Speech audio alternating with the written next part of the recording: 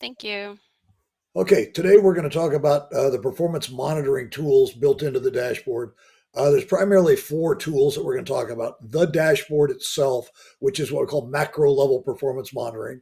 And then we're going to get down into micro level performance monitoring, which, as you recall, in the pyramid is kind of the bottom two levels, objectives and activities.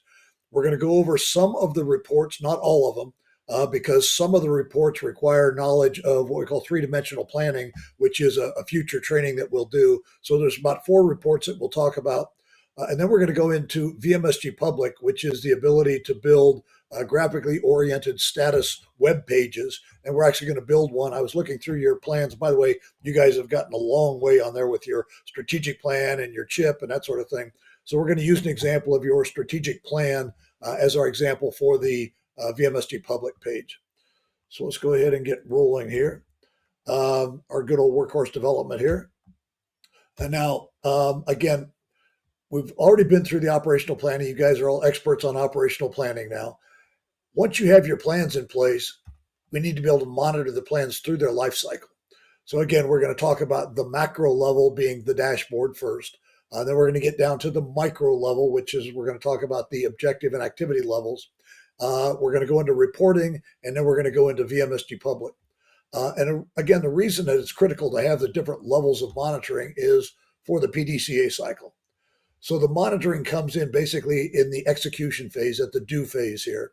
You're going to use the information that you collect from monitoring in the check phase to be able to compare the plan to the actual, and that'll allow you to make adjustments if necessary to coming back through the plan cycle here.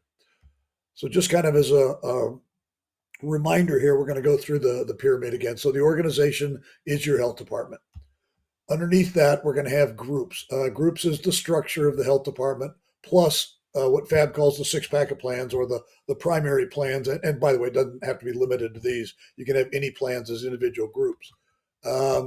Looking at your group screen, we start out with the Public Health Division Administration at the top, level one. Then you see we have the primary plans as level twos underneath there. We have an accreditation group. Under that, we have the accreditation plan. You'll see administration. Most of yours are level ones and two groups. By the way, those levels can be subgroups down to 10 levels deep. Under the groups, then, each group has a set of services or initiatives. Again, we're going to use an example of your strategic plan today, which has the strategic initiatives as services or initiatives. Each of those had a set of high-level goals, each high-level goal a set of SMART objectives, each SMART objective a set of activities. Now, because we have all the data and we're aware of what the data is in the USA Public Health Organization, I'm going to go ahead and kind of use the same examples that we've been using here, the tobacco cessation example here. So the first thing I want to talk about is the dashboard itself. So let's go back to here. I'm going to go down and select USA Public Health for now.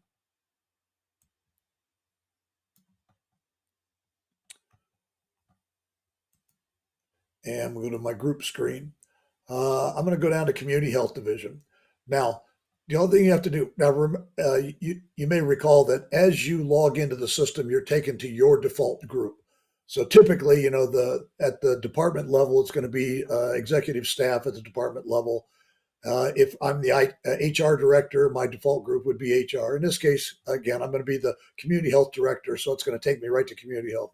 The nice thing about that is I can go up here, and the only thing I have to do after I log in is click on my traffic light to get to the dashboard for community health. And in a second here, I'll show you how I can even short circuit that if that's the only thing I'm going to be looking at. So what it's doing now is, again, going back into the background and calculating everything related to community health. The reason I mentioned this, cutting out a step here, this homepage button says I can make this screen the home page when I log in. So instead of going to the main menu or anyplace else, it's going to take me directly to the dashboard specifically for my area of responsibility. So if I'm the community health director and I'm not entering plans, I'm not updating plans, I just want to be able to get to my dashboard at any point in time. If I hit this homepage button, I'm going to get a little dialogue that says, do you want to make this your login homepage? And then every time you log in from there forward, you're going to be here. Now, if you want to go back to the main menu, this gray button up here, it has the same button. You can make that your home page. And then also, Looks like you got a second login going, Allison. Okay. Um, the other one is the reports menu. We'll be getting into that a little bit later, but the reports menu can be your homepage as well. So if your function, maybe you're an executive assistant to the health director, and he would like you to print out a report every week, when you log in, you can go to the reports menu as well. Okay, let's talk about the dashboard page. First thing we're looking at is up here is telling me what am I looking at. So I'm looking at USA Public Health, the organization, Community Health Division here. And then over here, I have my choice. The default is looking at the activities level here, which I am, or I can switch up to the objectives or the goals. And what I'm looking at is the traffic light status here.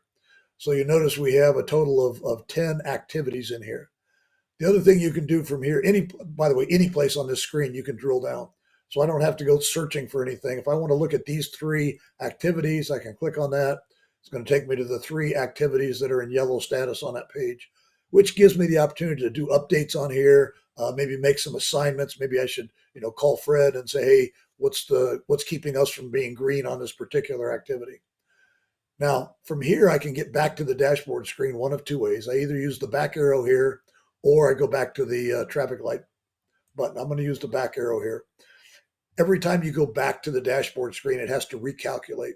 The reason for that is, even though I didn't make any changes, there's literally thousands of other people in the system, and a couple of people in your organization could be in the background making changes that would affect this screen. So it does have to be recalculated each time, and it takes about 10 to 12 seconds to recalculate. Okay. So this is what I call the big picture. This is the primary place you're going to look at. The other thing you see here is the schedule gauge.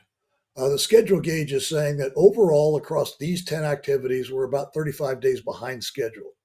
The way that's calculated is every activity has a beginning date, an ending date, and a percent complete. So if the beginning date is January 1st and the ending date is December 31st, and today is July 1st, we're halfway through the year. If the activity is 40% complete, it says we're 10% behind schedule. 10% of a year is about, 36 and a half days, something along that line.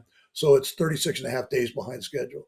Same thing, if I'm 60% of the way through at halfway through the year, then I'm 36 days ahead of schedule. So if I take all 10 of these and add them together, it's saying that we are aggregately 35 days behind schedule here.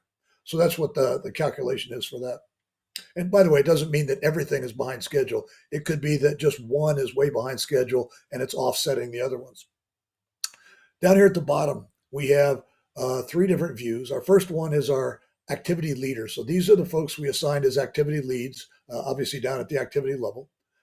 This column is telling us the last time they updated their information. Green being less than 30 days ago, yellow 30 to 60, and red being over 60 days. Ideally, you kind of want everybody in the green. You want to be working with the latest information. The FTE column is a roll-up of the FTE assignments at the activity level if you're using that feature.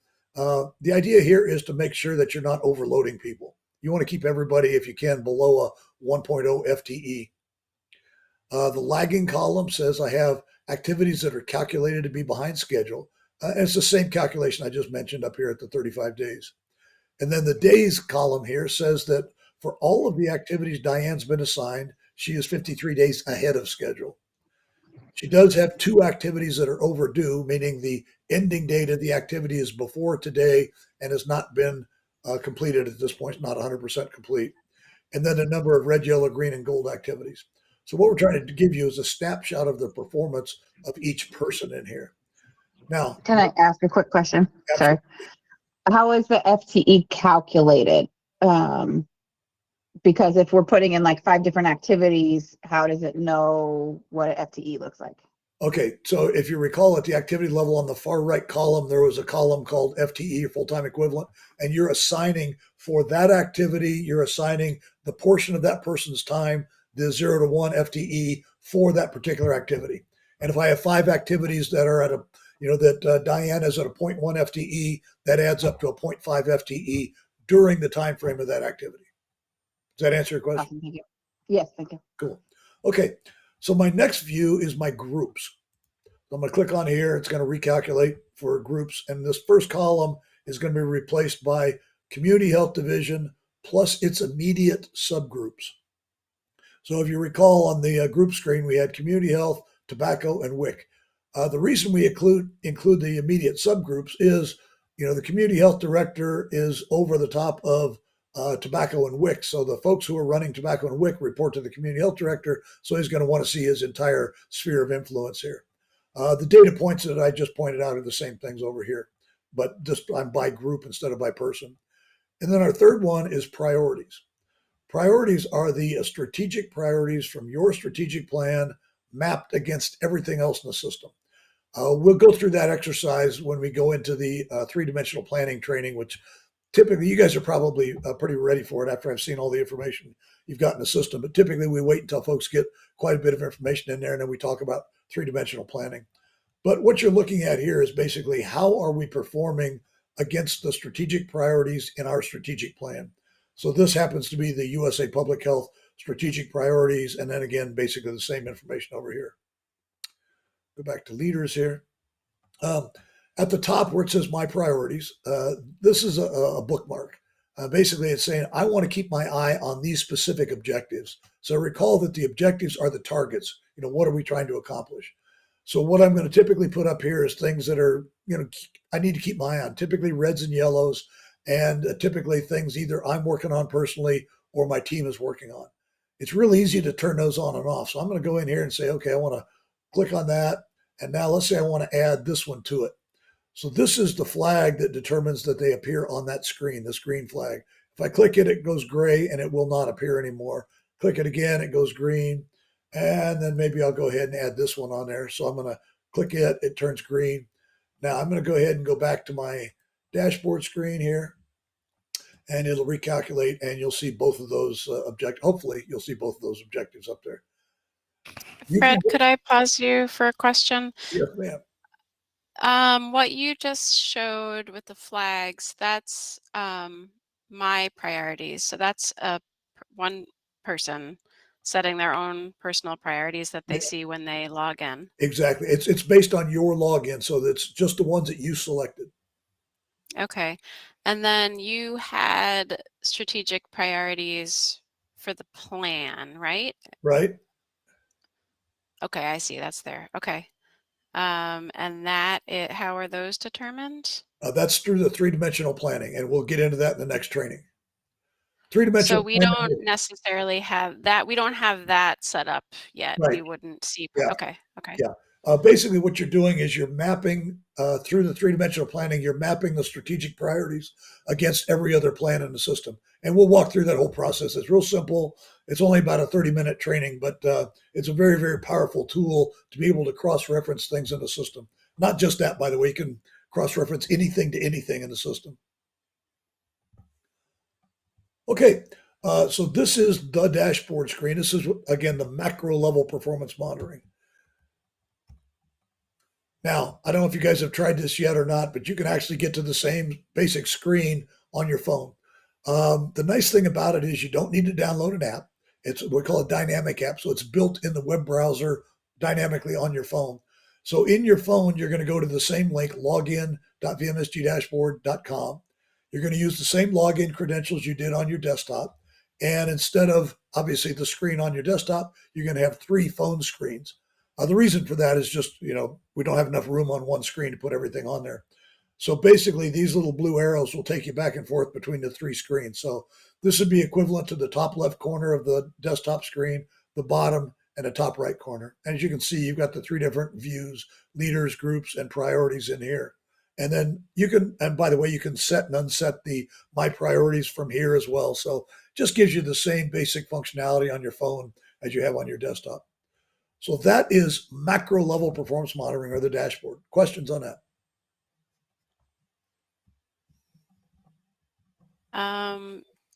I can watch this part of the video again because I was having some trouble I wanted to expand the view so I could see what you were doing. So I had to switch to desktop. But so while I was doing that is when you pulled up the location of that screen. Can you just show that again, how you got to the dashboard where it screen? shows?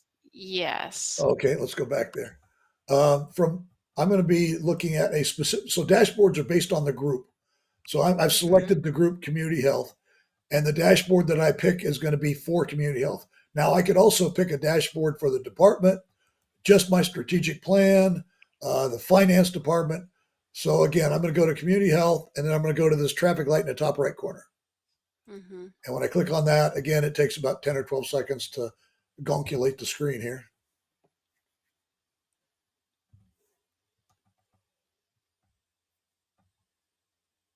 Or maybe 15 seconds. Okay. Yeah. Does that answer your question? Yes. Okay. Okay. Okay, thanks. Let's move on to micro level performance monitoring. So we saw these screens when we were going through both of the trainings here, but let's go ahead and figure this one out. So I'm going to go down to my groups. I'm going to go down to our Tobacco 2024 group, the one we were working on, tobacco cessation, reduce smoking in high schools, and then our objective of reduce smoking at Wayne High School by 25% by the end of the school year. Now, remember that we have people at the objective level and at the activity level who are doing the updates on these plan elements here. So we're going to assume that Steve Hansen has been keeping the update on here. And what I want to do is say, how are we doing? And that's this button right here, the little line chart button. Click on that. And what we're looking at is the performance of this particular objective over time. So we started the program August 15th of 23, and we slowly ramped up and got to our 25% reduction. So again, this is the information that Steve has been inputting, and I'll show you where this comes from here in a minute. Now, we got some variations that we can make up here. The basic chart, as you can see, is the full timeline up here and what we call an auto scale. But let's look at some of the changes we can make in here. So you'll notice the dates down here at the bottom, they go from through 23 and then they go into 24. Let's say I had a multi-year plan in here and I've been looking at it for quite a while, and I just want to look at an individual year. I can just go in here and say I want to go 1/1/23, and I want to go through, let's say, 12/31/23.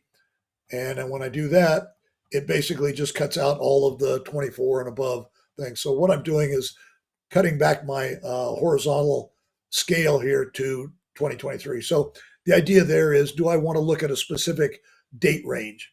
Now, when I do that, I've got some choices we call time frames. When I say raw, that means show me every data point. And I'll show you again where those come from in a minute. Or I can say, show me one per day or one per week, month, year, quarter. And, it's going to depend on how much data and how often you're collecting data. But let's say we were inputting data once a week on this particular objective here, and I just want to see one per month. So now what I'm saying is, out of the 4 data points we collected each month, I just want to see one. The question then is, which one? And that's what this is here. The choice is either the average for the month or the last value. Here's typically what I see. If you're looking at a chart that's supposed to be continuously rising like this one is, I would select the last value because week 1, week 2, week 3, week 4. Week 4 should be the highest value and the most critical value. So that's the one I want to pick. The average would say take the average of those 4 data points for the week. Now, where that comes in handy is if you have a chart. Let's say we had the activity of doing 9 training sessions per month down here. So I might have a little chart down here at the bottom that's kind of going up and down, up and down. I might want to see the average value for the month and not the aggregate value or the last value for the month. So that's what that's all about. We're going to go ahead and select last value. Over here in the top right, this vertical scale or vertical type, at the objective level, if you recall when we did the operational planning, down at the bottom left corner, the little title, it says objective percent done. We changed that to percent reduction. That's going to determine, remember you had a choice of decimal or I don't remember what the name is, values or percent. We selected percent, so it by default comes to percent here. So we're looking at a percent scale, as you can see over here. The next button we have is scale. Auto says take the highest value and multiply it by 1.1. I'm going to go ahead and put in 24 again here so we get everything back on the chart. Okay, so now the highest value is 25. So what it did, it took 25 and multiplied by 1.1, and there's no halves in here, so it's actually 27.5% in here. So what that does is give you the kind of the most usable vertical scale. The other option I have is 100%. So if I do that, it's exactly the same values, but to me, it doesn't look as impressive, right? It doesn't look like you're growing as fast, although it's exactly the same values in here. So you've got those two choices, either 100% scale or the auto scale, which is 1.1. Now, down here at the bottom, if you are an org admin level user or a manager level user, you'll have this save button. What that does is says, take all of these values that I put in here and save it. And what happens is then anybody else who goes into this particular chart will see your saved values. It could be a specific time frame, it could be the scale, it could be, lots of different things in here. Now, if they are a manager or an org admin, they can change that and save it and have their own default values.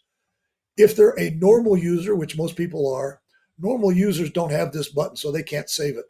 They are going to be able to see exactly what you set it for. However, while they're in there, they can change all of these values up here temporarily. So they can look at the chart different ways and, do the calculations they want to do on it. When they go out and go back in, it goes back to the defaults that you have set in there. So that is the micro level performance monitoring. This is at the objective and activity level here. Now, the question comes up is, where do those data points come from? So let's go take a look at that. I'm going to go back to my objective here of reduce smoking at Wayne High School.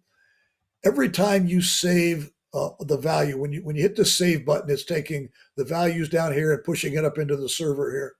So anytime I change the percent reduction or any of this stuff in here and I save it, it's going to create a history record. The history records are here behind the hourglass. So I click on that, and it's going to show me all the history records that we've collected. So you notice it's in reverse chronological order. So down here at 8:15:23, it says Fred Erickson added a green objective. Here's the objective. It was objective number 1, and the current status is 0%. So this is the history file. Now, again, every time I hit that save button, it's going to create a new history record. If I try to create an identical history record, so I'm hitting it twice, it's going to give me a little dialogue that says, hey, are you sure you want to create a duplicate history record? You can choose yes or no. And why would you choose yes or no? Well, a couple of things you can do. So let's say you do choose yes and you create a duplicate record and say, oh, darn, I didn't want to have that record. It would be the top record because it's, again, reverse chronological. I can go up here and select the date of the record I want to delete and hit the X button here and delete the history record. So I can update the history as needed here. The other thing that some people will do, typically as you're rolling out the system, you might have historical data from a previous system or a spreadsheet or something along that line, and you want to put it in the system. So what you'll do to do that is you go into here and you'll set the values as they were, let's say back in October of 2022. So I'm going to set those values, the percent value, the traffic light, everything in here, I'm going to set to those values. Now, before you do that, I would take a screenshot here just so you can go back to the current values when you're done here.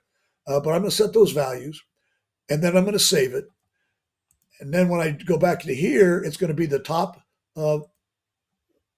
record up here.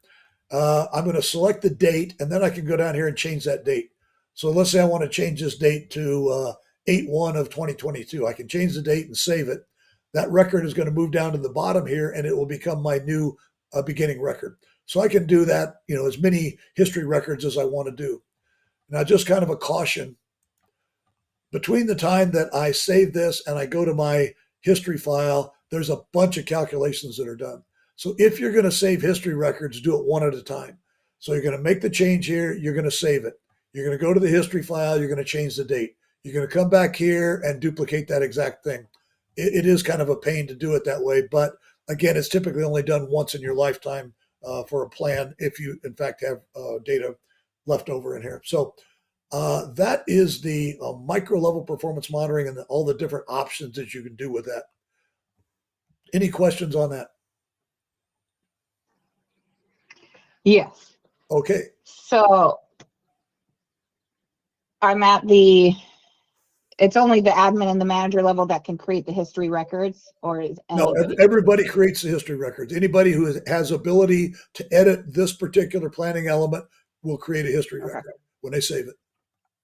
Okay, so this is objective. So if there's action planning after the objective, does that feed up into the objective percentages? No, it's specific to the activity. So you'll have history records here for this particular activity as well. Okay, so it's per activity and then per objective. Exactly. You can create your own for each. Okay. Yep. Okay, perfect. You may have said this, Fred, but when you have the list of activity records, if there's one in there that is just, me messing around with VMSG, can I delete it? Yes.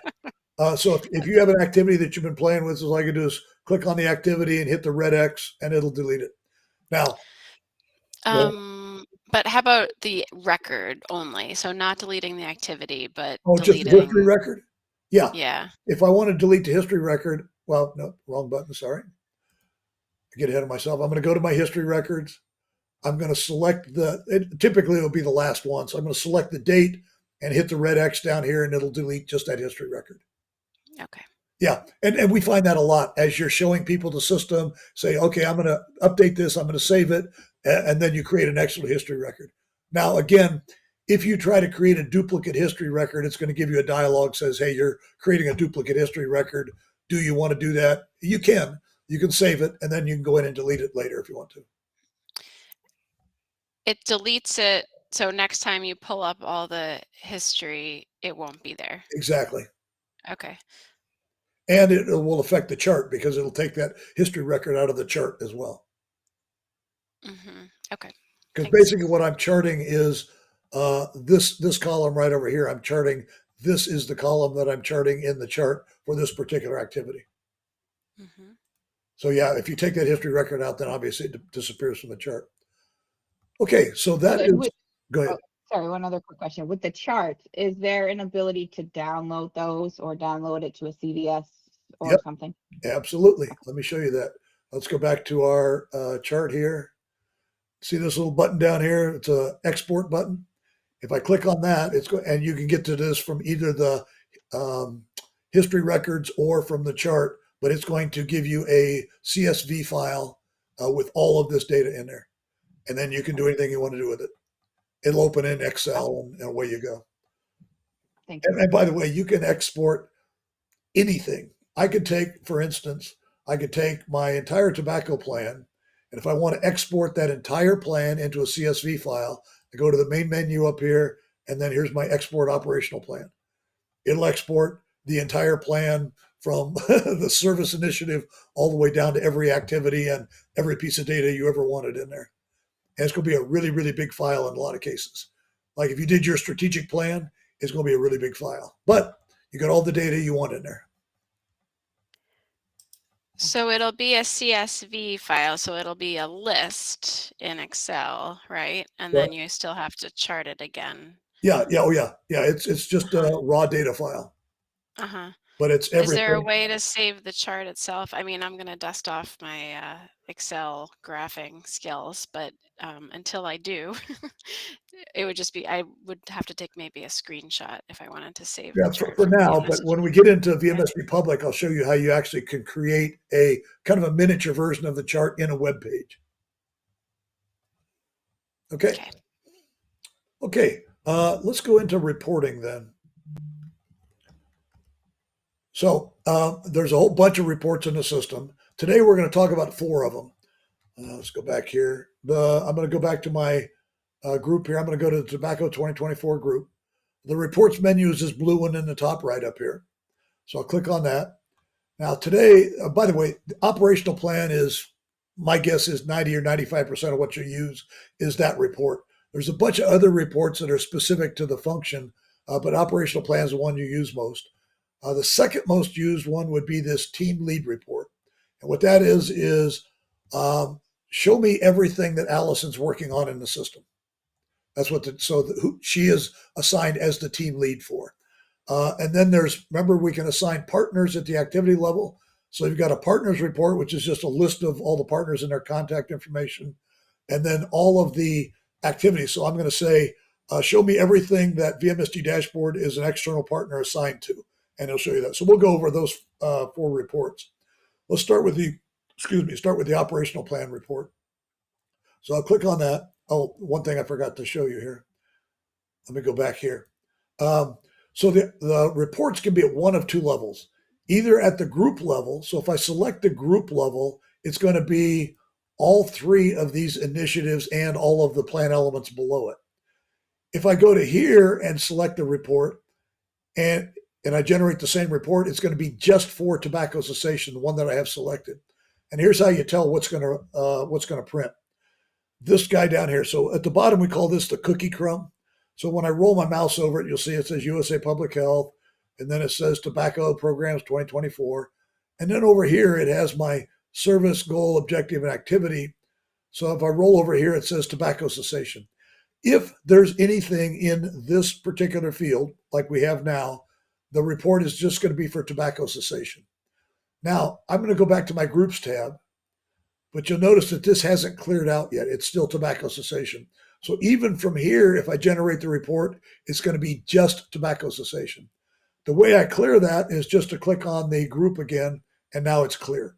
So now when I generate the report, it's going to include all 3 of the initiatives. So let's go generate the report for tobacco. The reports menu, operational plan, and it's going to go calculate the report. And there it is. Typically, the reports start out at the top with the vision, mission, and values, kind of a reminder of why we're here. And then we get down to the actual report itself. So we're going to start out with the tobacco group, tobacco programs 2024, the initiative under here, tobacco cessation. Now I mentioned you're going to have all of the initiatives. So if you go down to the bottom, you'll see initiative 2 and 3 down here. They don't have any data underneath them. We just haven't built that out yet. But they do appear in there. And if there were plans underneath them, you would have the entire plan under there. Had I selected just tobacco cessation, then just tobacco cessation, those 2 initiatives wouldn't have showed up. So that's kind of the difference in there. Under tobacco cessation, we have the goal of reduce smoking in high schools. Everything you see in blue are the notes. So these are the notes that you've typed in there. And by the way, you can have literally pages and pages of notes. I was looking at your community health improvement plan, and you guys have lots of notes in there. So you'll see the feature in here to hide the notes, which will help you. We have the objective. We have all the traffic lights, obviously. Over here, you see we have the objective lead, the current status, the notes. The red is data sources. So remember, we can assign a data source to any goal, objective, or activity. So it's just identifying the data source that we're using to update it. Down at the activity level, we have the activity number, the team of people associated with the activity itself, the performance metric, the current status. So this is the detailed report here. Now, I have a lot of things that I can do up here. Every activity has got a beginning date and an ending date. The project-based activity and a quantitative measurement activity, they're defined fields. In the QA activity, it's a calculated field. So remember, the QA is the repetitive one. So I'm saying we're going to do 9 training sessions a month. So if I start out at October 1st as the beginning of the month, and I'm saying it's a monthly cycle, it'll calculate the end of October to be the ending date. So there is an ending date in there.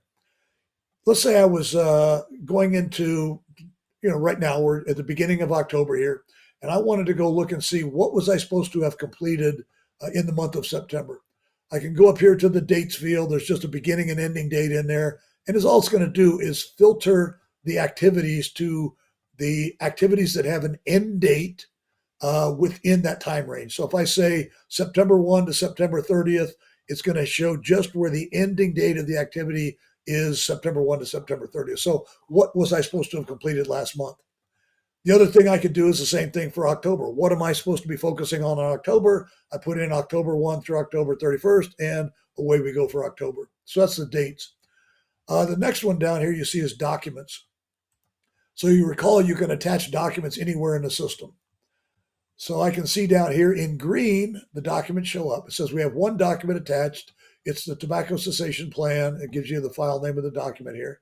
It shows up right underneath the plan element it's attached to.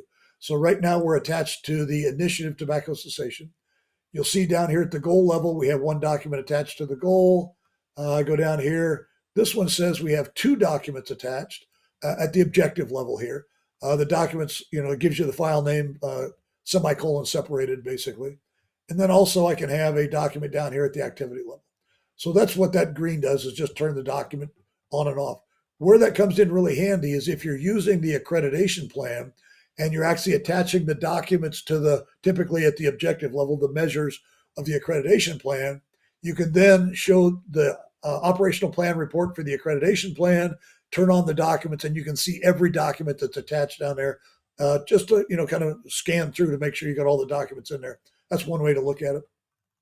We talked about having pages of notes in there.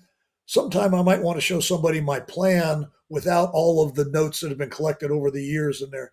I can just do the hide here. When I do that, it's going to just take everything that's in blue and hide it. So just basically turning off the notes temporarily in here. Turn that back on. Over here on the far right, I'm going to skip over status for just a second, and I'll show you why. The far right says, what level do I want to look at in the report? Right now, I'm looking down at the activity level, so I can see we actually have the activity showing. I want to take it up a level and just look at the objectives, which, by the way, a lot of times you do. The objectives are, what are we trying to accomplish, the target. So in this case, I've just got the objectives, so I don't have any activities in there. All the same information around the objectives with no activities. I can also do the same thing for the goals. So I'm going to go down here and say, okay, I just have the goals in there if you wanted to look at that. Or again, the services or initiatives like we saw before. So down when you just have the services or initiatives, and I can turn off documents. And there we go. So, and the reason I showed you this first, this is the level we're looking at in here. The next thing I want to do is say, okay, maybe in your strategic plan, you have hundreds of activities. And I just want to say, I just want to see the activities that are in red status in here. So you can go down here, you can see we have one activity that's in red. And if I got a short plan like this, I can just go look at it. But if I have a really long plan, I can filter it.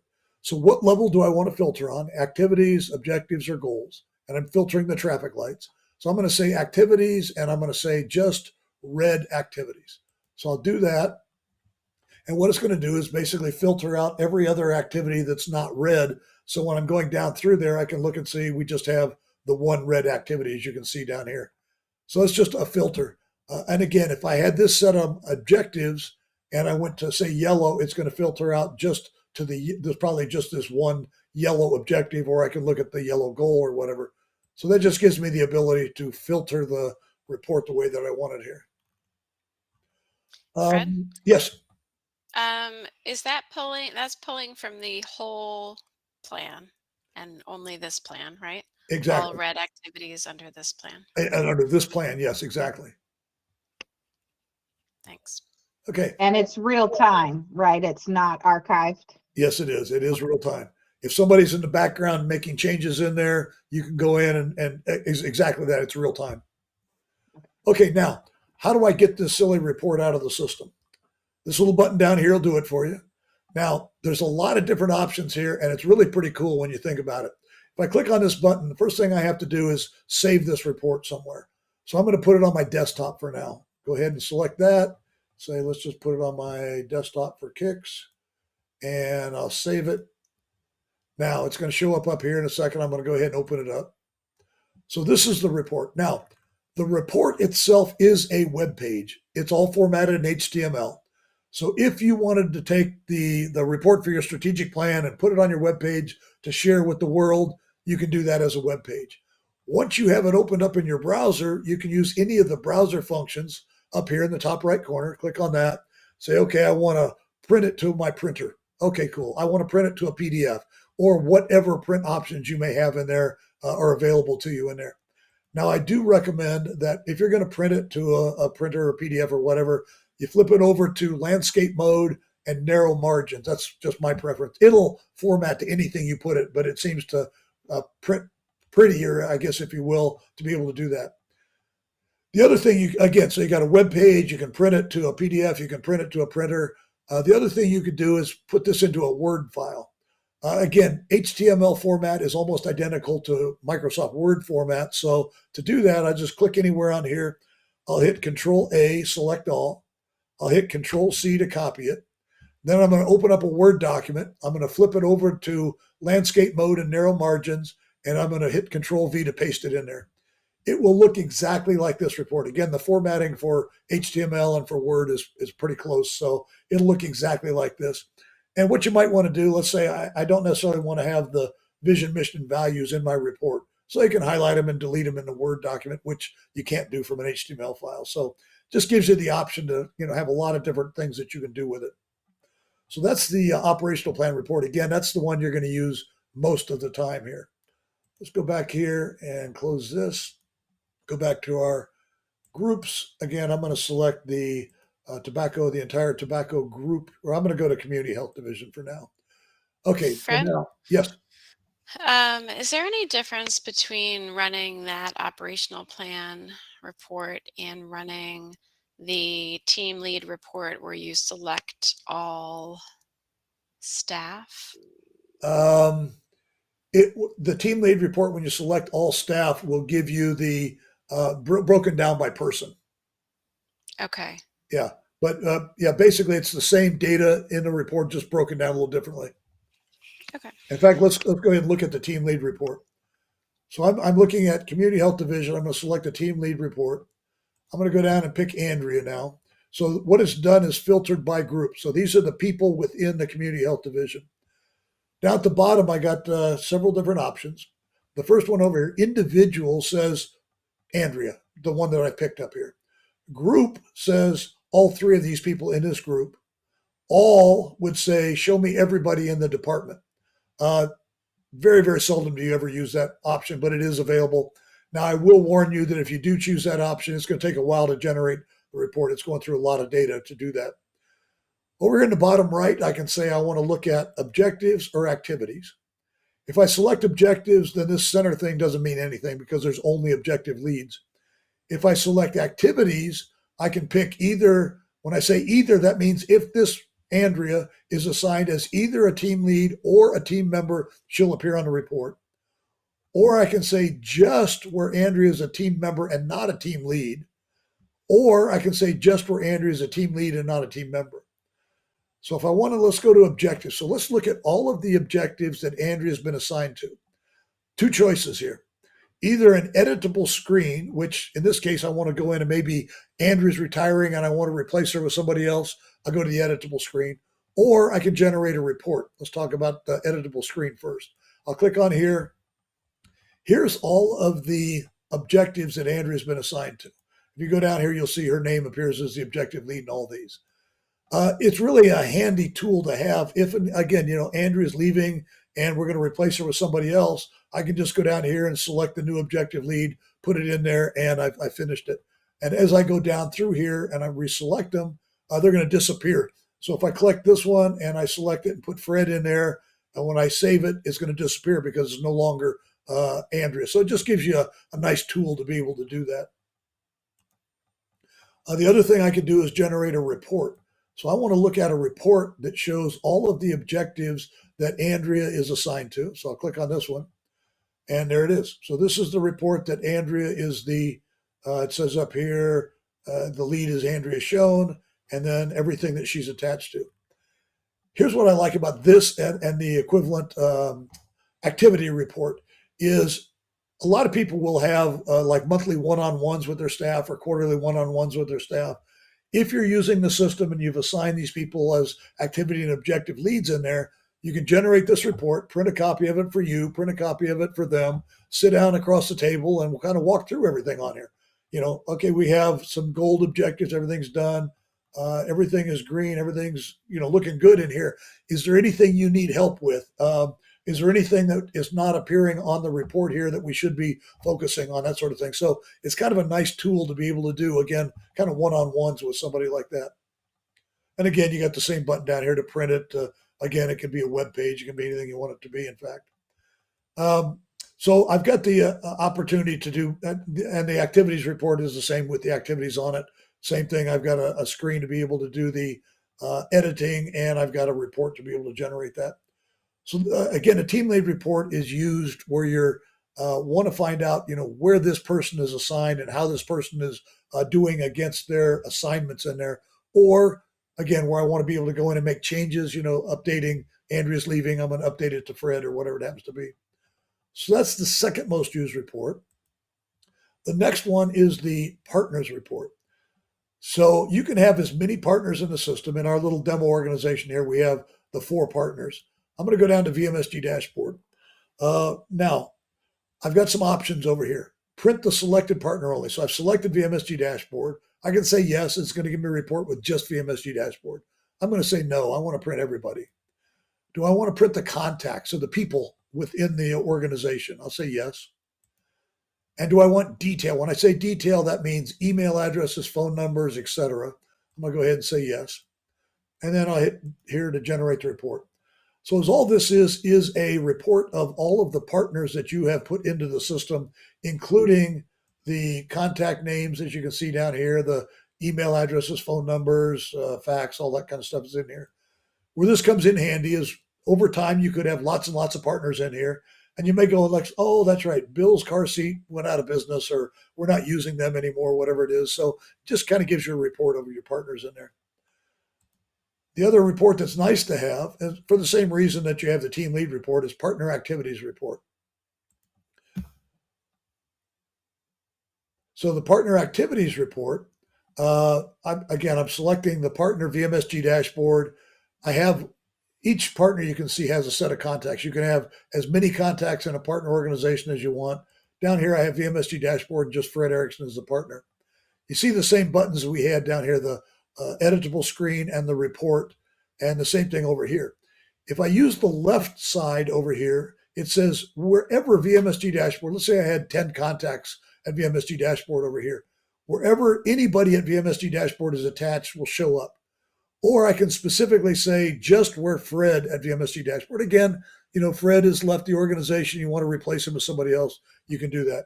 So again, I can go down here and click on the search button, and it's going to show me every activity that Fred is assigned as the partner in. And yeah, I've got some demo data up here. Sorry about that. So down here, you see the partner VMSG, Erickson Fred is the assigned partner down here for these particular activities. And again, I got the same thing in a report format down here. So again, you're having a quarterly one-on-one with your partners here. You can generate the report. Here's everything we're working with you on, and kind of walk through the report, just see if everything is on track or there's other things that have been added, things along that line. So that's the partner activities report.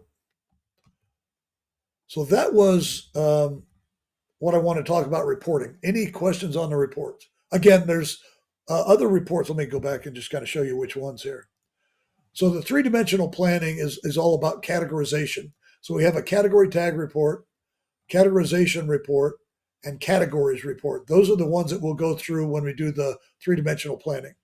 And you'll understand why when we do the 3-dimensional planning. But basically, the reports that I showed you are the ones that you'll be looking at. Any questions on reporting? I do one, and I might have missed it. I was writing down my question. The partners report, is that, how does the partners get into the plan? Like, is that just a system we build up, like a list we create? To add partners is up here on the main menu. And then you got the partners list here. On the left side, you got the same thing. The plus button, you'll add a new partner, input all this information, save it. Once you add the partner, you can go over here and add a new contact, or you can update these contacts. Same thing, hit the plus button, add the contacts attached to that partner. Okay. Perfect. Now, there is one other thing to understand, and that's this active button down here.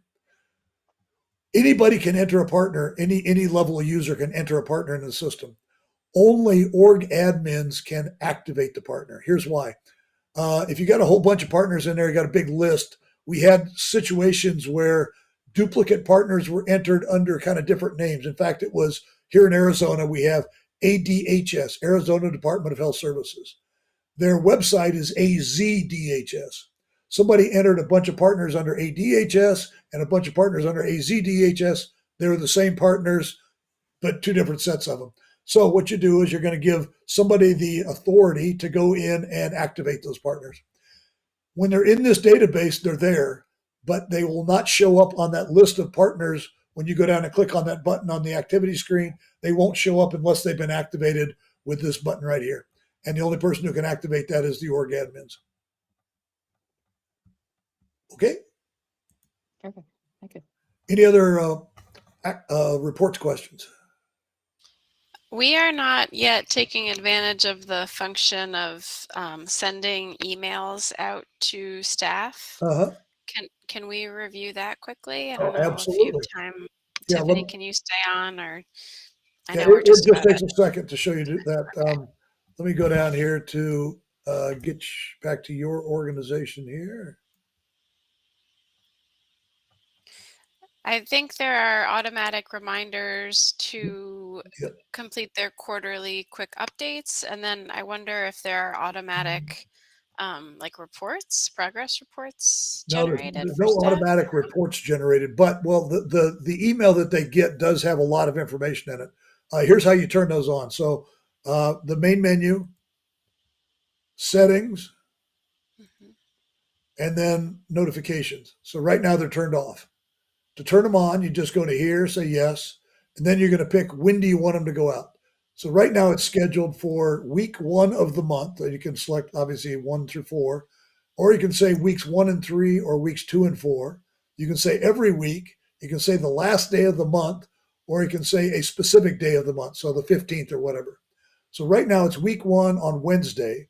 I could say week 1 on Monday, Wednesday, and Friday if I wanted to. People will probably shoot you if you do that, but you don't want to do that. So what I'm saying is the first week of the month on Wednesday, the reports are going to go out. The reason they're going to go out is one of 3. If any one of these is true, the report will go out. Last updated greater than 30 days. That says this person has not updated their information in the last 30 days. And I can turn that off if I don't want to worry about a 30-day window. Behind schedule, remember that calculation we talked about? Just says, hey, I've got at least one activity that's calculated to be behind schedule. Overdue says I have at least one activity that the ending date of the activity was before today and it's not 100% complete. And I can turn any of these on and off that I want to. Typically, some people will turn off the 30-day reminder, just saying that we don't care if they are in there every 30 days, but if they have anything behind schedule overdue, we want it to be there. So when you guys get ready to determine when you want to actually do this, you just come in here and turn that on and set the settings. Now, as soon as you set the settings, it's real time. So the next time the report goes out will be based on what you just set. Can you see which emails got sent out? I can, but no, you can't on your end. The Mhm. emails will they'll go out based on those criteria. Uh-huh. Okay.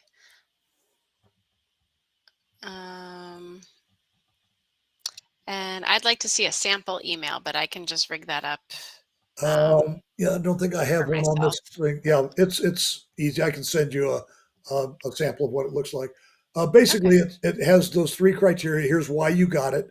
Yeah, you haven't been in 30 days. You got a couple of them that are behind schedule. You got one of them that's overdue, and then it shows you the status of all of your activities: the red, yellow, green, and gold. Just I have 5 activities that are gold, 3 activities that are green. And so it's kind of a synopsis. Then it has a list of the org admins, so who to contact if you have any questions. And then it has the link to get back into the system. And is it for quick updates? Well, yes, if you have the option when you go in, if you're a designated activity or objective lead, you have the option to go to the main menu or go to quick update. Mm-hmm. Most people will choose quick update if that's what they're doing is doing the updates. And it'll be sending individuals activities that they're the lead for or on the team for? No, it's well, whoever you designate as the lead. So if you designate Tiffany as the lead and the email notification, she's the only one getting it. You can also Okay, set up email, multiple great. email notifications, but typically Okay. it's the lead. Mm-hmm. Okay. Okay, let's talk about VMSG Public.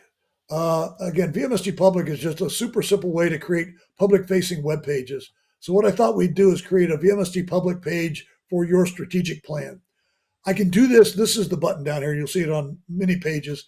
I can build what we call an indicator row at any level. So I'm going to start out with the entire strategic plan. So I'm going to click on this button, say what level do I want to summarize? I'm summarizing traffic lights. At the goal, objective, or activity level, I'm going to go ahead and say activities and save that. And what it's going to do is give me a pie chart with the red, yellow, green, and gold. And the rollover shows me I got 38 completed, and I have, oops, that's kind of ugly. I got 15 green, I got 3 yellow, and 5 red in here. And it says we're 61 days behind schedule. So that's the entire strategic plan in one view here. I'm going to save that. It's like we've done this before, so I'm going to go in and just uncheck these.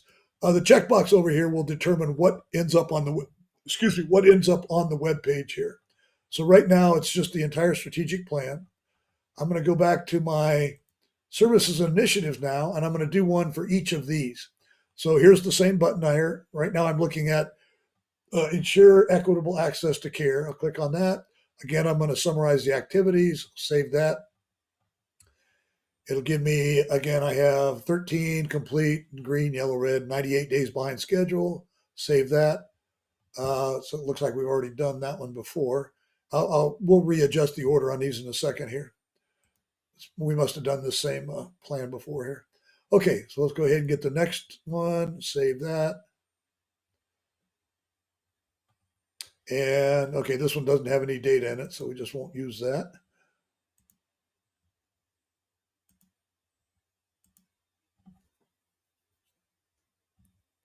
Okay, so here's 1, 2, 2, and 1. 139 days behind schedule. We'll save that.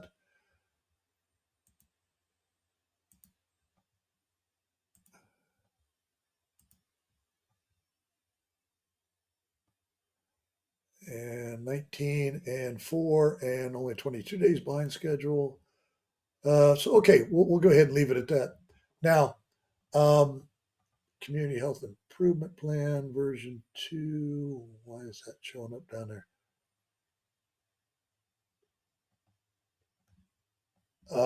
Somebody's playing, aren't they?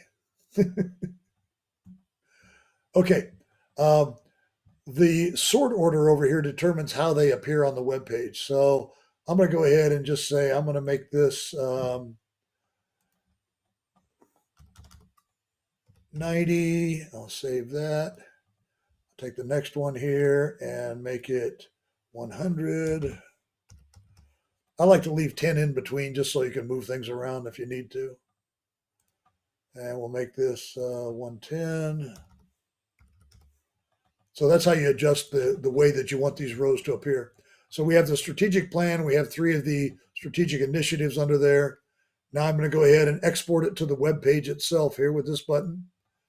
Do I want to overwrite? I'll create a new one for now. So this is our web page, the entire strategic plan on the top row up here. And then down here, you'll see each of the strategic initiatives. So it breaks it down kind of nicely, by the strategic plan.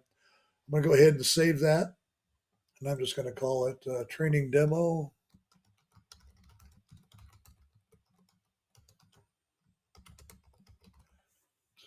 Strategic plan, I'll save that. Now, this is the link to that web page. And the web page is created, it's stored up on our servers. I'm going to grab that link, I'm going to copy it, Control C. I'm going to go up and open a new browser tab and Control V and enter.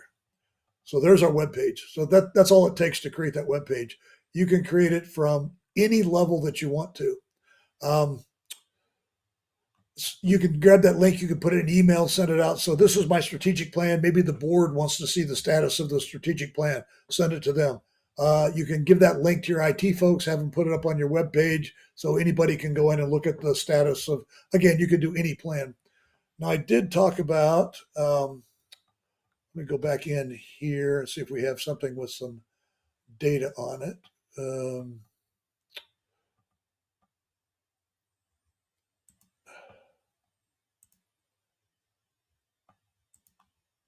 Let's see if there's anything with a chart on it.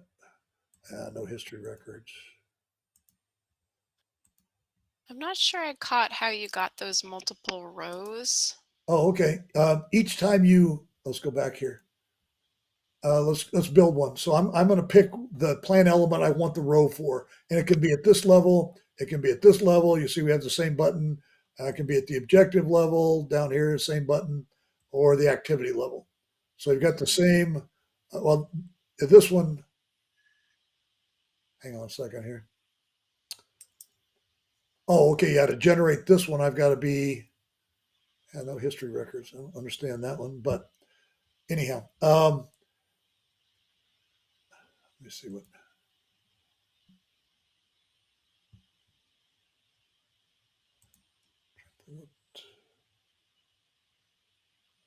Okay, anyhow, you can generate an indicator row at any level. So let's go back to here. And if I want to generate an indicator row for this particular priority, I've selected that particular priority. I'm going to generate the row. It says, what level do I want to summarize? Let's say activities. I'll go ahead and save that. And there we go. We have 4 complete. So that's the indicator row. So I'm going to go ahead and save that. Now you notice it appeared up here because it's a duplicate of what we've already done. If it's already there, it's going to just update the current one. So I'm going to go ahead and change this to 120. I'll show you how we can move these indicator rows and stuff around in a minute. So I'll move that down there. And then again, I'll export it again. We'll overwrite the existing plan. We'll say strategic plan demo. And so there it is. So what I did is just updated the link that we just had in there. Mm-hmm. So that is the plan. Now, indicator row. Can I ask a quick question? Yes, please. So you have to update the link each time it's not live. So like if we were to embed this into our website, it doesn't automatically update it until I go in. Yeah, you're going to go in and do the updates on, and you can create a new version or whatever you want. And that you saw that overwrite or new, that says overwrite the current link, which means you can give your IT folks that link and it won't change. The link won't change. Okay. You're just updating the data behind it. And it gives you the Okay. option to update it any way you want to. You can make a whole new plan underneath there, or you can just update specific rows or things along that line.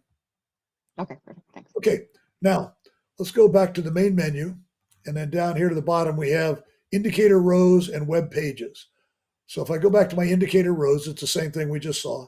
I can go in here and pick, so I can say, I don't want to have this one on here anymore, and export it, and it's going to overwrite that plan, and it's going to have everything without this row in there. Now, the other thing that you could do, which is kind of cool if you decide you want to get in and play HTML, you'll notice down here the description for that row. When I look at it here, this is my preview. It's got a lot of description. And if I were down at the activity level, I would have the initiative, I'd have the goal, I'd have the objective, I have the activity. I could have a lot of text over here. This whole left side of the indicator row is kind of a mini web page within itself. So if you're familiar with HTML or you want to learn HTML, you can do all kinds of cool things with this over here. You can embed graphics, you can embed links, all kinds of stuff. And the way you do that, let's go back to here, is using HTML code. So you'll notice when I go back to my indicator row here, where you see all this stuff in here, these are HTML tags. So you see the font tag, the bold tag, and I'll show you. We only use 4 of them when we build these rows in here, but you can use any HTML tags you want if you want to customize it. And I'll give you some ideas of what you can do with it. So this one, the font. So, just like in Word, you're going to select, in this case, we selected the Arial font, size 2. I think that goes from 1 to 7. Color, you can put anything you want in there. It'll find a color. You can do dark pink if you want to. And then this is the text you're working on. And then you close the tag. So a less than sign / font closes the font tag over here. And this is the result. The text, this text here will now look like this. So that's a very powerful tag in here. Bold is real simple. You put the bracket B around the text with a bracket /B at the end, and it bolds the text. Italics, same way, the bracket I, bracket /I, italics. If I wanted to have bold italics, I would put the bracket I in front of the bracket B and the bracket /I after the bracket /B, and I'd have bold italic text. And then line break is just a carriage return. So you'll put these at the end of a row if you want to have multiple carriage returns. And you can put bracket BR, bracket BR, bracket BR, and have 3 vertical spaces down there. So lots of stuff you can do. Just kind of an FYI, what I've seen people do on that left side of the page is, remember, we could generate a web page that is the entire operational plan. So you got your strategic plan, and you've got each of the strategic initiatives. You generate a web page plan. Remember, you go to the initiative, you generate the operational plan report as a web page, you save it somewhere, and then in here you can put in for more detail, click here, and you put a link to that web page. So from the graphical indicator row, you can now link to that web page. It'll open a new browser tab, and you can put in the actual web page. So if people wanted to get into the details behind the chart, it's right there for them. You can put different kinds of graphics in there if you wanted to, whatever you wanted to be able to do. So lots of stuff you can do. If you're not interested in doing that, leave it as is. It'll build out the text the way you want it. So that's VMSG Public. Really a powerful tool to be able to get that information out to people so they can kind of understand the status as you're going. And again, you can embellish on it as much as you want to. And that is what I had to go over today. Questions?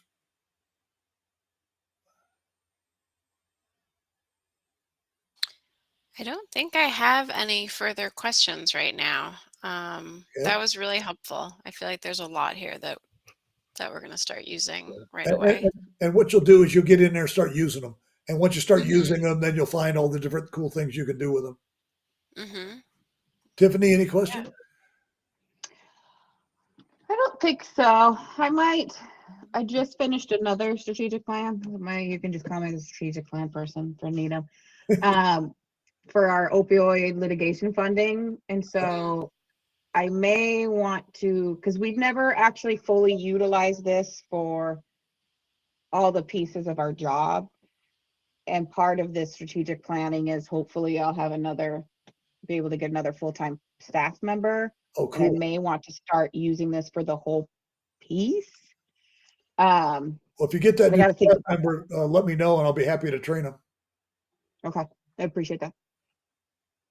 Okay, well, you got my contact stuff. If you need any help as you're going through it, please feel free to reach out.